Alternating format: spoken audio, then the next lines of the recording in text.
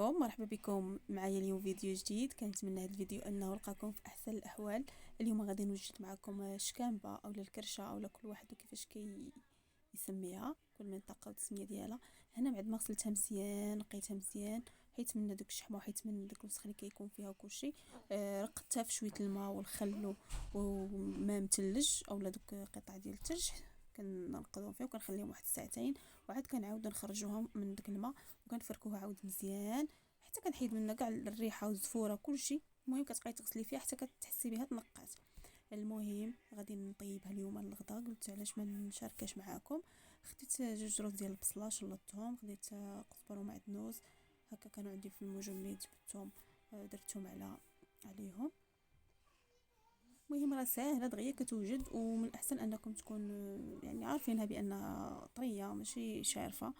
خديت واحد 4 الفصوص اولا 5 ديال الثومه، حكيتهم حتى زدتهم. صافي غادي نبدا نزيد في العطريه بشويه بشويه. درت انا نص معلقه ديال الابزار، غندير صفر كماره خرقوم بلدي، وغادي ندير سكينجبير. المهم واحد المكون انا كنزيد قزبر حبوب مطحون، كنزيدو في هاد المكونات هادو حتى هما كنزيدو معاهم. درت هنايا معلقه ونص ولا 2 معالق ديال التحميره حمراء، فلفله حمراء اولا شو نتوما كيفاش كتسميوها، فابريكا. المهم غادي ندير الملح على حسب الذوق. المهم انا راه درت كميه كبيره ديال الشكامبه، قلت لكم هذا هو قزبر حبوب، درت معلقه. وغادي ندير كذلك الكمون، وغادي ندير شويه ديال الزيت. ما تكثرش الزيت لان ممكن ان الشكامبه تكون عندكم يدمه، ما تكثروش الزيت، من الاحسن نتفاداو الزيت، نديرو غير شويه. المهم انا درت الكمون. المهم الزيت ها هو درت غير شويه، ما كيعجبنيش شي حاجه ميدمه. صافي غادي نخليها تشحر مزيان،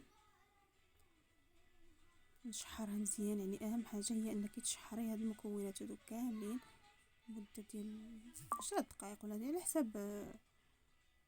المهم كتشحريهم مزيان، ماشي كتغسلي وكتخويمه وكتسدي، ضروري تشحريهم. انا بعدا كندير هذه طريقتي اللي معتمده ديما فاش كنصب شي حاجه، ضروري من تشحار اللحم الدجاج اي حاجه ضروري تشحريهم مزيان عاد انك تكملي الطياب.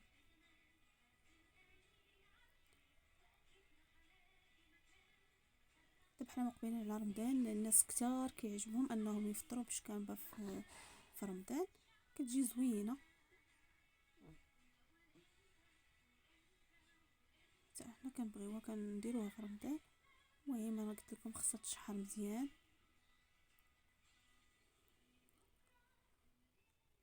اهم حاجه في الشكامبه هي الغسيل، انها تغسل مزيان تفرك مزيان، ما تبقاش فيها الزفوره، ما تبقاش فيها شي حاجه اللي تخلي الزفوره في الشكامبه اللي طيبي باش تجي بنينه وكتكل.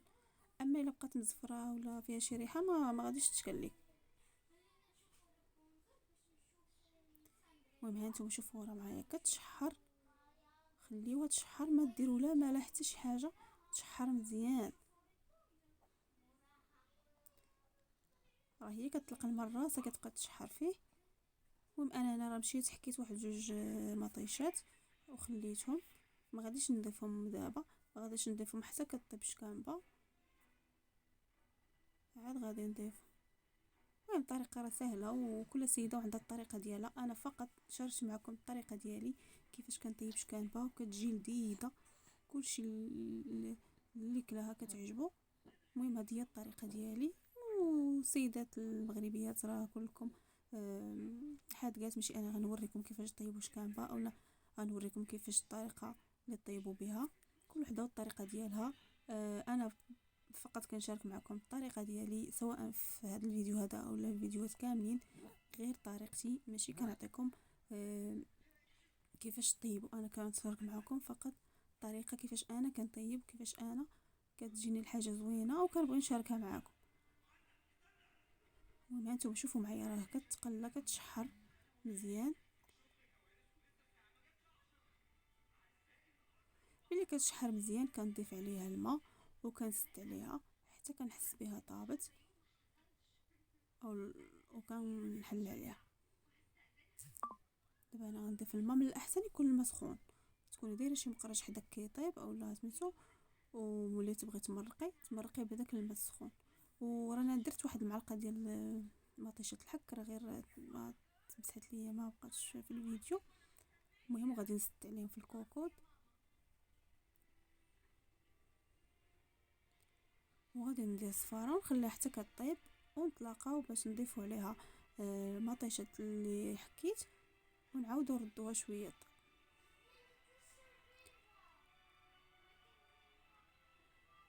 المهم الشكامبه ديالنا هي هذه بعد ما طابت، رانا حليت نفست الكوكوط وخليتها حتى فترت شويه. انتو شوفوا معايا راه نشفات.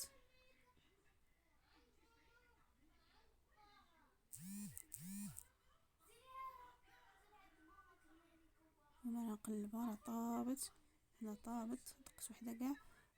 المهم غنضيف عليها جوج مطيشات اللي حكيت وغادي نردها نسد عليها واحد شويه حتى كنحس بالمطيشه جنسات معاه وهي تشرب شويه الماء، ما تبقاش ميها، تكون شويه خاطره. ونضيف شويه الملحه من الفوق، حسيت بها بحال شويه ناقصه الملحه. ما غادي نزيد لا ما لا والو. ممكن مطيشه الحك هي ما تضيفيها حتى لهاد المرحله هذه، حتى تضيفي مطيشه عاد تضيفي مطيشه الحك.